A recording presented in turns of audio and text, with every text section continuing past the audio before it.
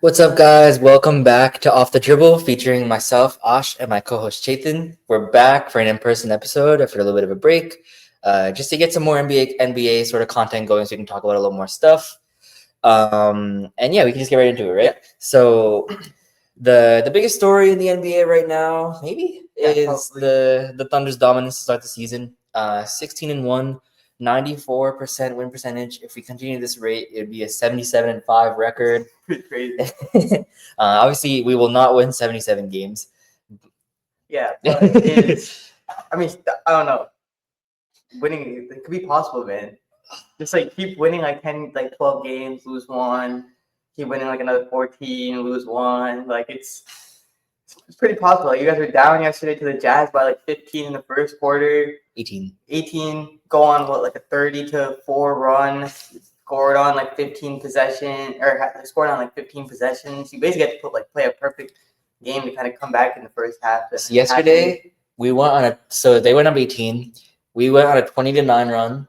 We then went on a 30-2 run, and then we went on a 19-0 run, and like separate stages of the quarter. But the 30-2 run might have been like the best stretch of basketball ever seen Thunder play. We went 12 of 13 from the field. We had 7 steals, and we did it. We did the 32 run all in 15 total possessions. That's wild. And you have to score on every single possession basically to do that. We only didn't score on one possession. Yeah, which is like that's not crazy.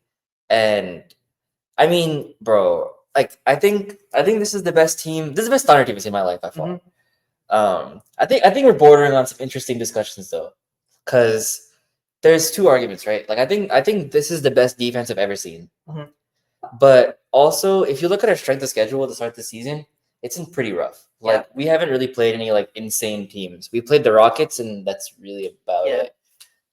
We played kind of the bottom feeders of the West. A lot of teams that we thought would be a little better. Like we played the Clippers and Warriors. We played the Lakers. That's a decent team. They've been good this year, even with injuries. Yeah. But other than that, we played the Kings 3 times. Yeah. We played the Jazz twice. We play it's like a bunch of like other teams. But like I feel like being a good. We'll talk about the Wolves too, but it's kind of like we're not. Wolves and Thunder are not on the same level. Like not even trying to compare them, but like being a good team, I think like you have to blow out the bad teams. Yeah. Then that's what the Wolves are doing. Like we're 10-0 against good teams. We're obviously 0-6 against bad teams, which is another topic. But yeah, we're 10-0 against bad teams. Yeah, 10-0 against bad teams, 0-6 against good teams. Yeah. But like that's a good team has to like beat the bad teams. I mean, you can't really. That's the NBA put the schedule out. Like you guys are 16-1. Like I feel like it's just gonna keep happening. And there's also all the bottom teams in the East that you're gonna have to keep playing too. Yeah. So as the season goes on, you'll have the schedule will get easier, but it'll get hard too. Yeah. So I guess like the question would be: is there a team in the league that you think could beat us in a 7-game series?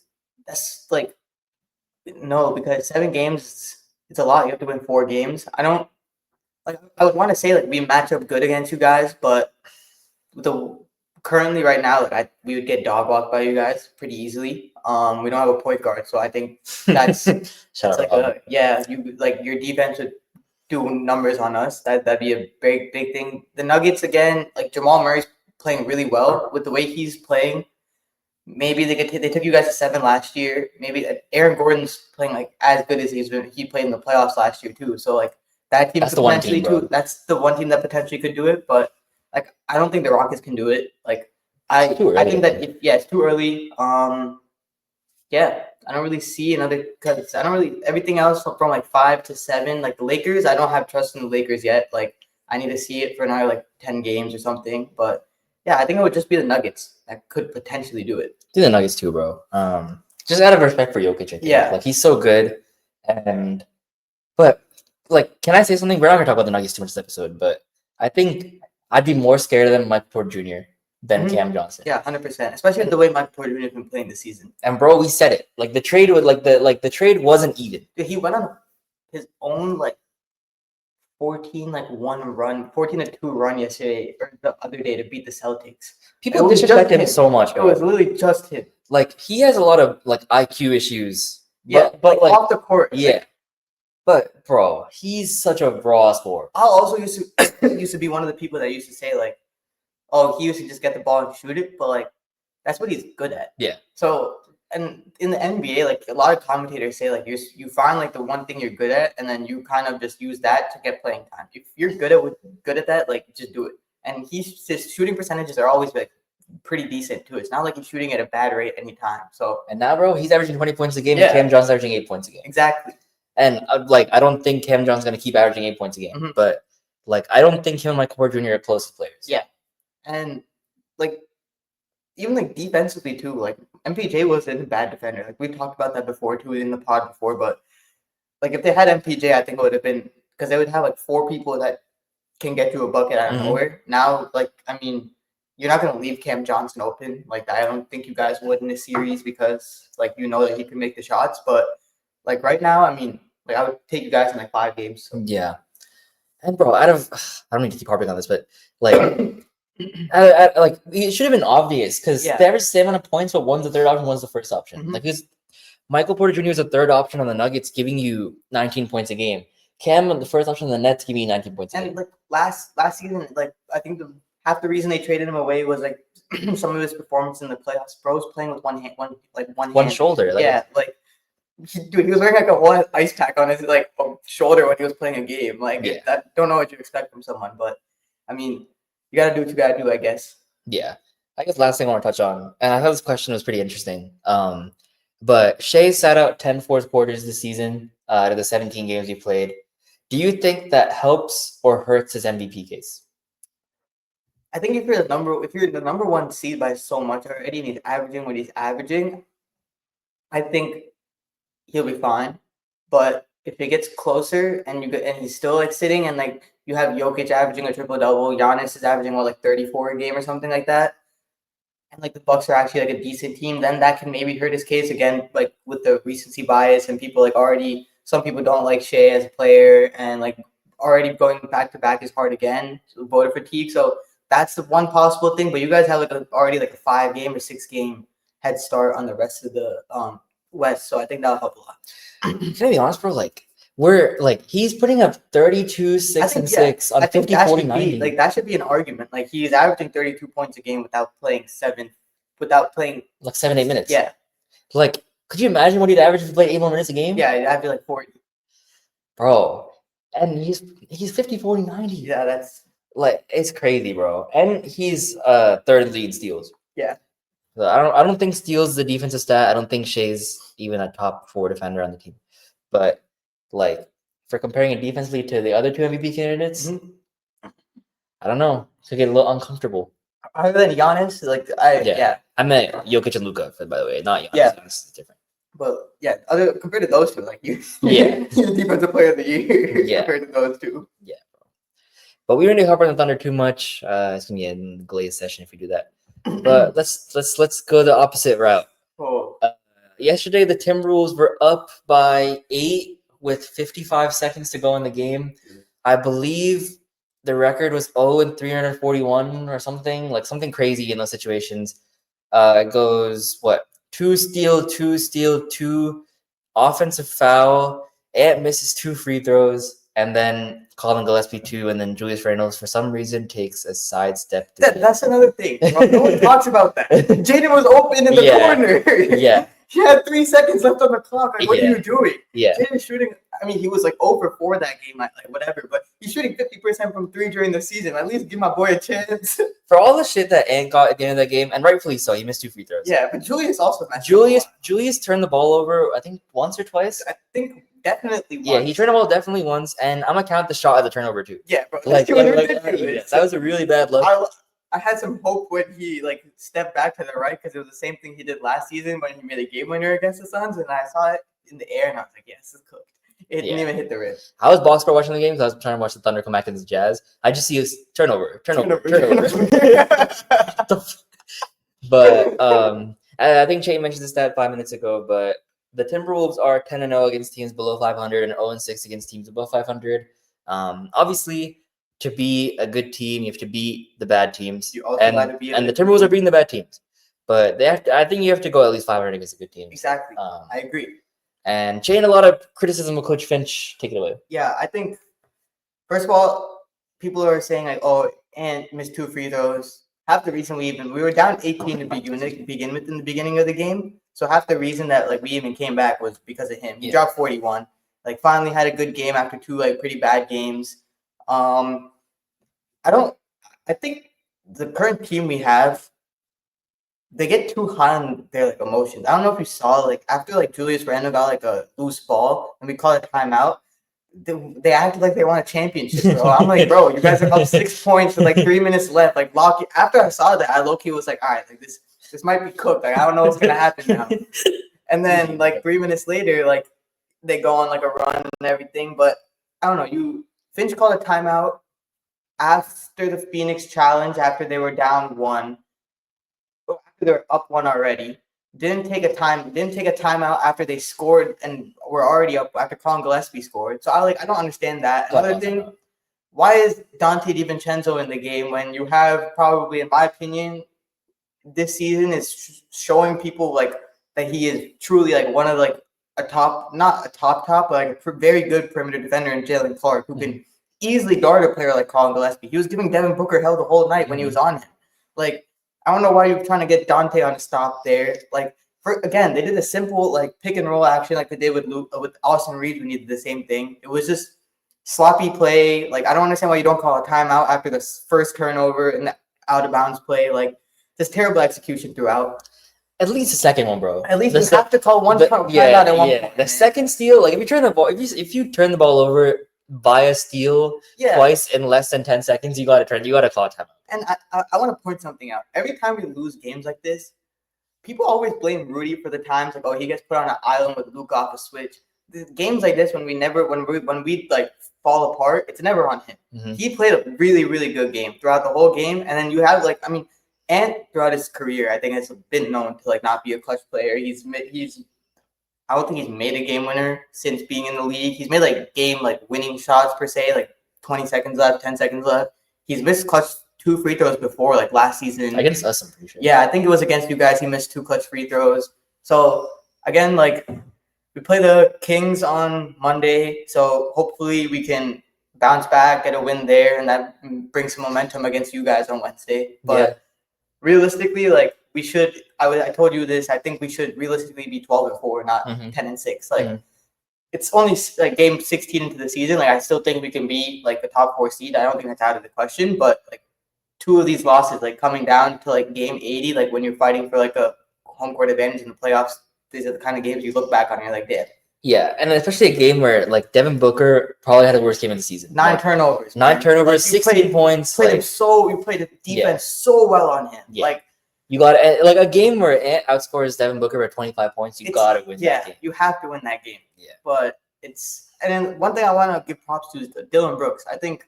Yeah. As much as I hate him because he talks shit a lot and aggravates players, he's been the Suns definitely their second best player. This player, I think he's averaging close to like 20 a game. Yeah. His 3-point shot is like it's cash right now. Like everything is going in. Defensively, I mean, he was defending Julius Randle like really, really well, which and bro, he's backing it up. Bro. Yeah. He's talking, but he's backing it up. He's talking it up and he's backing it up. So like respect to him, but also not really. He lost, but we definitely gotta do something again. Like just to end it, like Finch is the coach that like brought the winning culture to Minnesota. Mm-hmm. Like he's brought us to 2 Western Conference Finals. Like you can't not say that. I don't think we should fire him or anything. Like you're 10-6. You're not like 6-10 or 8-8 again or something like that. You're still pretty good. Like you're not a terrible team. Like I think like 30 games into the season though, if you're not like a 4 seed, like I think it's a problem. Especially if like losses like this keep happening. So I'm gonna ask, bro, because both of us had the Timberwolves as the 2nd seed this season. You said the Timberwolves would be within 7 games of the Thunder. Bro, we're already like I think 5.5 games back. Not even a quarter into the season.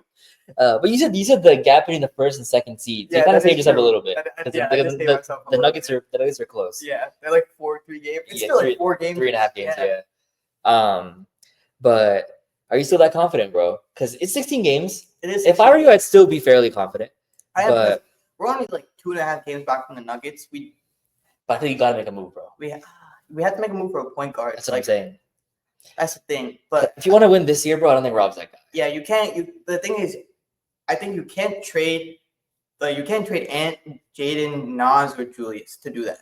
because we trade those 4 players, like that loses a lot of the continuity that's been going on. Because Julius and Ant have a good thing going. Like both averaging like they're doing really well this season. Jaden's found something. I feel like Nas is starting to play well. But again, like this is where like the whole thing comes. Like when Rudy's not on the floor, defensively we're one of the worst teams in the league. But when he's on the floor, we're one of the best defensive teams in the league.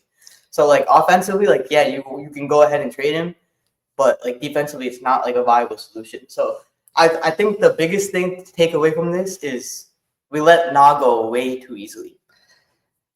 I feel like if he was on the team, the point guard position, it would still be a problem. It wouldn't be as big of a problem as it was right now. You have to keep either him or Nas, right? And I feel like Nas has been playing well. I feel like at that point, bro, just trade Dante, bro, for like picks or something. Yeah. Like, trade Dante. Like I think like looking back on it, like you just drafted Rob, you wouldn't want to do it. But like now with the way Nas playing, I would have traded Dante and or Dante and Rob for some picks just to keep Na and sign him for like 12 mil, 13 mil. Bro, he had 38. Yeah, 2 games ago. He's averaging like 19 a game right now. The Hawks are playing better with him as starting point guard than when Trey's playing as starting point guard, which is kind of crazy.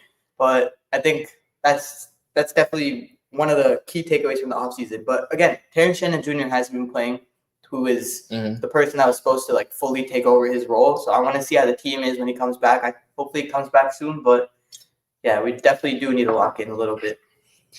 Yeah. A team that definitely needs to lock in, the New Orleans Pelicans.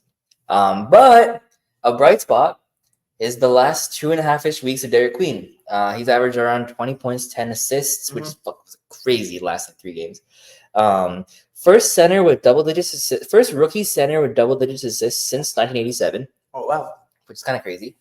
First Pelicans rookie with 30 points and 11 rebounds in a game, which is crazy. They had Anthony Davis. Even Zion didn't do that? No. Damn. AD didn't do that? AD didn't do that, which is crazy. But yeah, I think right now, if I was to say rookie of the year, it'd be Conker Nipple. And then be Cooper Flag. Yeah. I'd be hard pressed to say Derek Queen is the next, bro. Yeah. VJ fell off after that. Like VJ had a great start, but he's not playing well recently. Yeah. Ace Bailey. Don't really know what he's doing. He played well yesterday, actually. Yeah, he's shown flashes of being good. I think that's what it was with him. I think Lowry just too ball dominant right now for a good reason, by the way. He's averaging 30 points a game. Yeah, but yeah, I think he's played well. But the question is his play so far been worth what they did on draft night? Yeah, and my answer would be no. Because you could have just taken him with the 8th pick. Yeah, and just avoid all of this. And I think Jeremiah Fear has been okay. Like, he had 21 last game, which is pretty good. But do I think that if they drafted Derek Queen at 8, just didn't pick Jeremiah Fears, and then got a chance to get, like, Darren Peterson next draft? Bro. They would have been so perfect. You tell me you get a core of Darren Peterson, Trey Murphy, Derek Queen. You have Jordan Poole as, like, a little backup option. Yeah. But how they could revive it, what we talked about before the pod, is if you trade Zion for picks, and then you just build around Jeremiah, Derek Queen, and Trey Murphy. How many picks would you get for Zion, though? I think 1 at this point, like 1, 2 probably, right? Like 2 first-round picks. 2 first-round picks, like from a team that needs a 4. I'm trying to think of a team that needs a 4. What's Boston sound? Yeah, Boston would be cool. Like if you have, I don't know what they, but I think. I mean, he wanted to be in New York, so why not Brooklyn?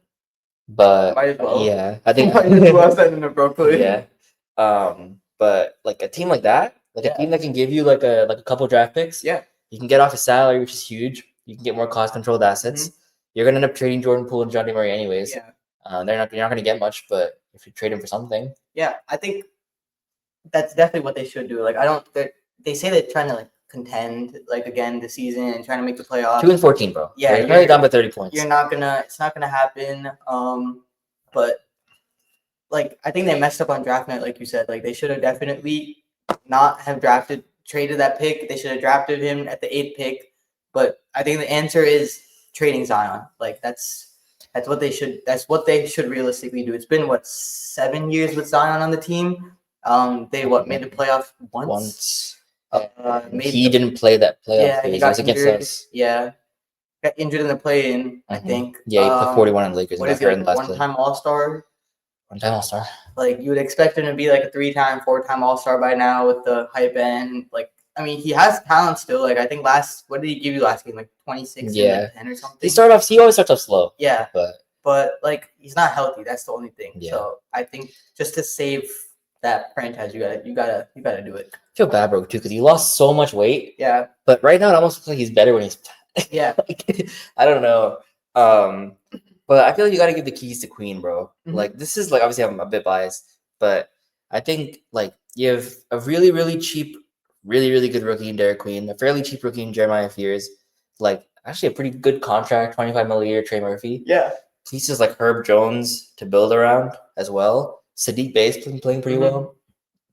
I don't know. Like, they have decent pieces. It's just like whether they want to like give up on the Zion part is the only question. Yeah. But I don't know if they will.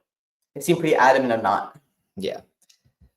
What do you think this tanking team should do? Apparently, LaMelo wants to stay with them. I don't think the Hornets would openly go out there and put LaMelo on the trade block, because if they do that, then that means they wouldn't get as much value, because like I don't know what you would right now, like you'd probably get like a first-round pick and like 3 like role players for LaMelo.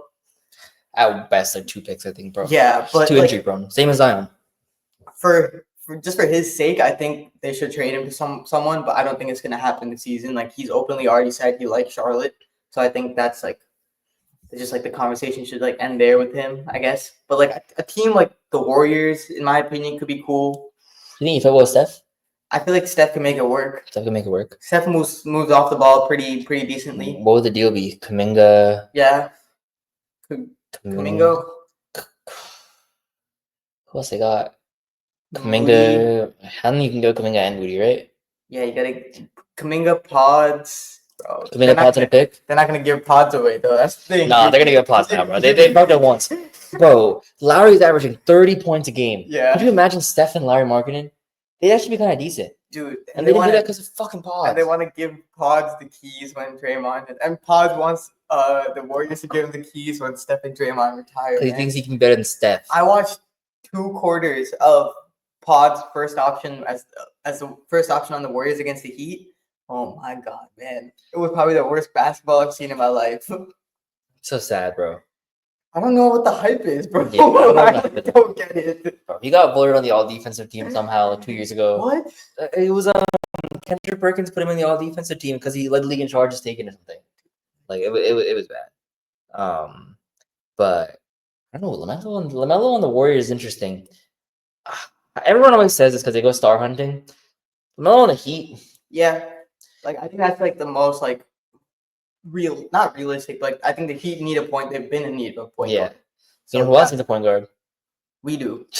We definitely need a point guard. I would take LaMelo low key. Like, LaMelo's a really, really good passer. Yeah, he's a really good passer. And people say he doesn't play defense. Like, you gotta just put the effort in, man. Yeah. Like, I think he's tall enough. Yeah, he's tall enough to like do what you need to do on the defensive end.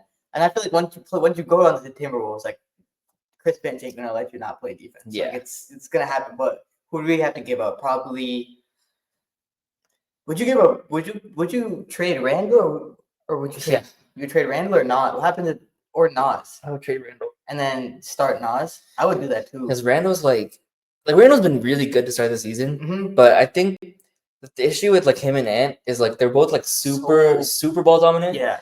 And this is what I said before when the trade happened. Like, there's some games where Randall's like super tunnel vision-y. And then some games where he like the first like 12 games. I think the Phoenix game was the first time where I saw him go back into like last season, back to the basket over and over again, not passing the ball. And it was just like, I think Dylan Brooks like got into both of their heads and they both just want to go ISO on him and he was just getting the best of him. But like, that was a game where I was like, all right, he's getting back into the old habits of just like pound, dribble, let me take a contested shot. And like before that, he was passing the ball, like facilitating our offense. Like he was a point forward that you needed. But like with LaMelo, you wouldn't have the problem. Yeah. LaMelo can be a good second option and Nas be a fire third option. Yeah.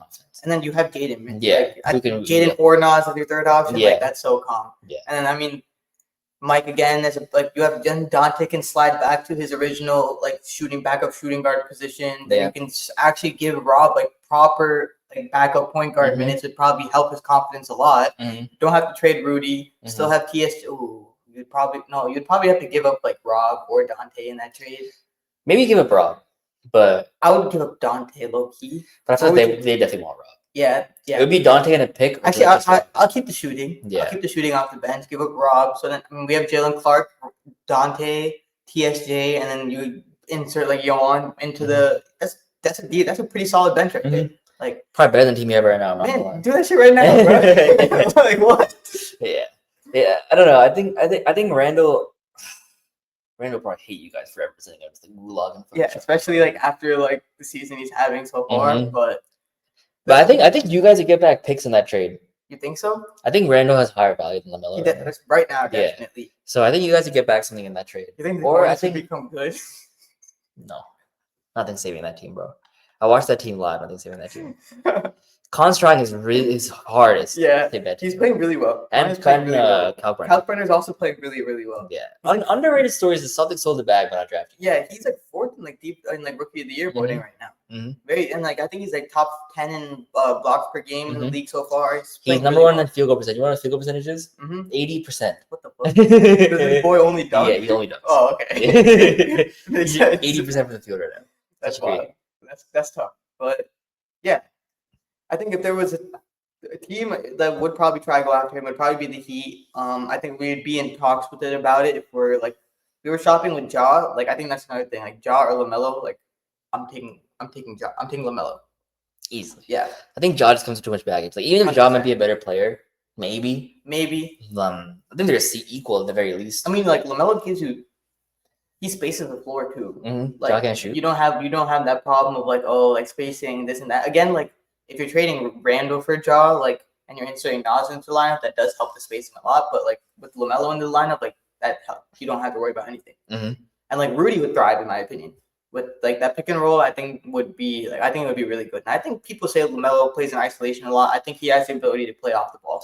He would play off the ball, bro. Where he's playing like it's like terrorism right now. Like, he's actually playing in like the worst situation ever. I think he would, in my opinion, he would average like 19 to 20 a game with like 8 assists. Maybe more, bro. Maybe more. You could take a playmaking role, really like give you like 12 assists a game. Maybe like especially when you have a lob threat like Rudy, you have players like Nas and that just like Ant's catch and shoot three has like improved tremendously over the last couple of years. Like it'd be good. It'll open shit up. The only issue is salary.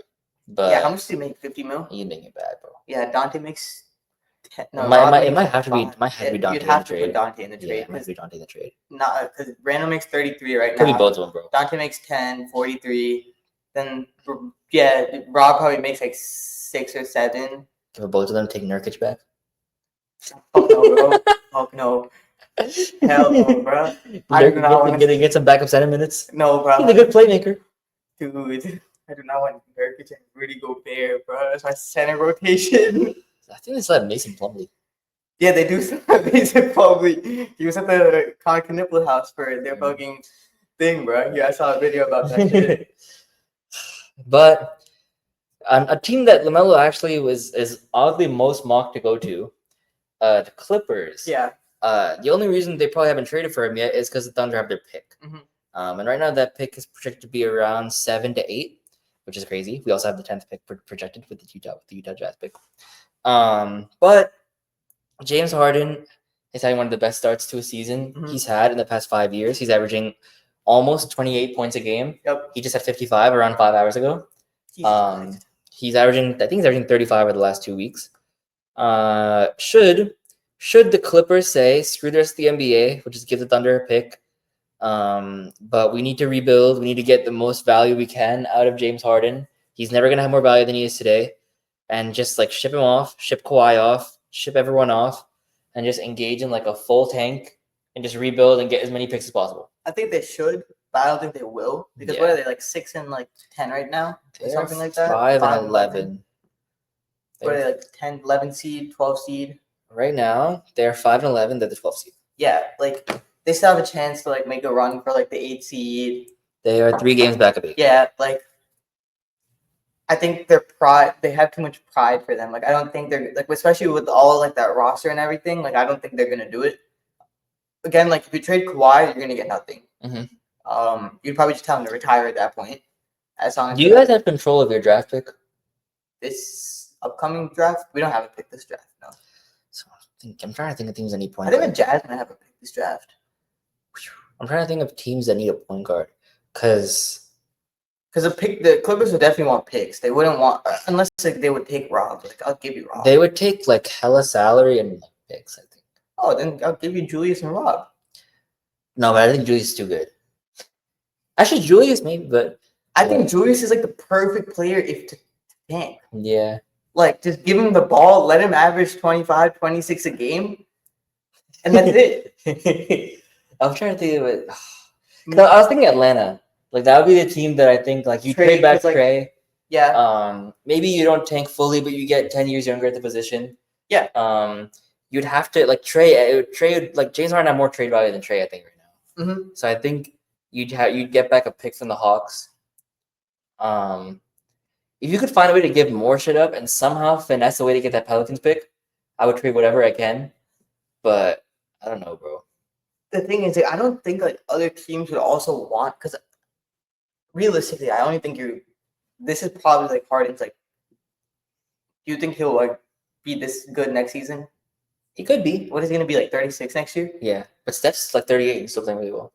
Yeah, and Harden doesn't move off the ball as much. Yeah, like Milwaukee, bro. Like I think Milwaukee with him and Giannis. I think Milwaukee would be really cool. Yeah, I think like that's a team that should really like that should go all in for Harden. Yeah, like give up like KPJ, fucking KPJ on the Clippers again. Oh, that I don't even think the Clippers are taking back. Would they? They probably would. Maybe fucking Ryan Rollins. He's playing pretty well right Ryan now. Rollins. Fantastic picks though.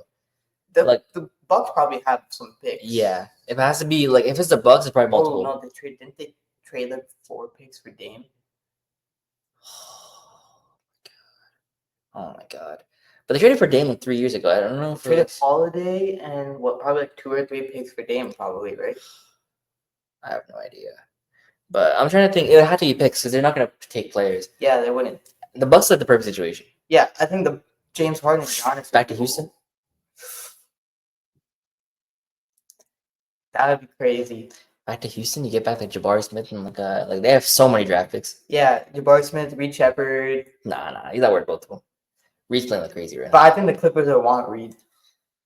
And then it's no deal. I don't think they're giving. That's the problem. Like with Harden averaging 35, the Clippers I think they would want picks, but they would at least want like a young player. Yeah. Because Harden's averaging 35. Because Reed oddly might have more trade value than James Harden. Yeah, potentially. Damn, bro. That's a tough situation for the Clippers to be in. Yeah. Whatever they do just helps us. Yeah. You guys are good. It doesn't even help them. Yeah. And we're not even going to take the pick. Like, if we get that pick, we're going to trade it. You're going to trade it, yeah. So, I don't know. But I was thinking, like, I would try my best to get off him. Yeah. He's never, ever going to have as much value as he is right now. And you're going to lose him for free next year. Yeah. Like, he might retire or go somewhere else. And, like, this is last year of his contract? He has 1 more year. Okay. But finally, to end the pod, we haven't given the Raptors any love this podcast so far. They're 10-1 over their last 11, and they're second in the East. Yeah. We did not have the Raptors this high. Yeah. I don't remember why I had the Raptors. I don't know if you remember where you had the Raptors. I think I had them like 8th or 7th or 8th. I had them as 9th, bro. I'm not gonna lie. But oddly enough, I think Harden will oddly fit well on the Raptors. But right now, Brandon Ingram's giving them a whole new side. He's actually probably playing the best basketball of his career. Scotty Barnes is playing well. Their bench is low-key underrated. Yeah. Emmanuel Quickly is not even playing well. Yeah. But I mean, how's RJ playing? Decent. Like 18 points a game, I think. It's a good team. I think the biggest surprise for me is like Brandon Ingram's like actually playing defense. Mm-hmm. That's like where, and we both thought like, oh, having like 3 like number 2 options on a team isn't like gonna like really do anything. But I guess if you again like I watched 2 of their games, they move the basketball really well. Mm-hmm. They play defense really well. Like they play really hard. Rebounding, like they have good center in Jakob Poeltl. Like he does what he needs to do on the rebounding side defensively. Like he can alter your shots on the defensive end in the paint. Like and the East is like weak as it is right now. You have the Pistons number 1. I mean, with the way they're playing, if they if they're healthy, I think they can just like low key keep it up because the Knicks haven't looked great. The Knicks just lost to the Magic. They're 9-7. Who else is supposed to be good in the East? The Cavs are like the same old Cavs. Like nothing has really changed for them in my opinion. Like they look the same. Evan Mobley hasn't taken that step yet. We'll talk about that in another pod probably, but like my stock is not looking good. But like with the way it's looking, like I think if they stay healthy, that second seed's looking good for them. I don't know about second seed, only because, bro, like I'm looking at this roster right now, right? And like nothing's popping to me. Like that's the thing though. Like I think that's what they make it. They make that work. I think if you buy into that, like you can come playoff time, like yeah, if you don't have that go-to guy, like you'll get bounced after the first round. That's fine. But bro, I saw Brandon Ingram go to ball basketball before. Like he got packed. Yeah. So like I don't know. Come playoff time, like it'll be bad in my probably. But like regular season wise, like I mean, I think it's a successful season for them. Of course. But if they get the Magic in the first round, they're gonna get clapped, bro. Yeah, but we're assuming like right on the Magic at the 7, the Hawks they're after the 2. Like if they get the Hawks or like that would low-key be an insane. That would be such a good series. Yeah, I would love that. Would be a 7-game series, but I would low-key take the Raps in that series. I think I'd take the Hawks. I have way too much invested in the Hawks too. I low-key fuck with the Raps. They're low-key nice. The Sixers, like I think the Sixers would dick them. Tyrese Maxey dropping 50 on them over and over again. It's crazy. It's crazy. The Knicks, like the Knicks Raptors. I'm taking the Knicks in 5, bro. Let's not be disrespectful. Dude, the Knicks are so bad, bro. Jalen Brunson's giving Emmanuel hell. Okay, but like, what the Cat's gonna get fucking padded by Jakob and he's gonna get. If Cat gets packed by Jakob bro, it's gonna happen, bro. It's gonna happen. It's a bad look. Just watch. Anyways, I think the East is actually kind of crazy because there's no Boston like even like what are the Pistons 13-2? Yeah. Like I feel like if the Knicks match up with the Pistons, like I don't think it's not a runaway. It's not a runaway. Like so, it's honestly like it's a good conference. It's gonna be a really fun Eastern Conference playoff. Like the West might be a little anticlimactic because I think the bottom of the West might be a little worse than we thought it was. Yeah, but I think the East low-key goes like 11 deep of ass. Like it's like all the Celtics are 8-8. Like all these teams that get whitewashed from out of the West. Yeah. 100%. Like, but like it's like when you give your cousin the controller and it's not plugged in yet. Like it's like you let them have a little fun for a bit until they come play the real dogs. But yeah. I mean, if they're healthy, I think, in my opinion, top 4. Top 4? Yeah.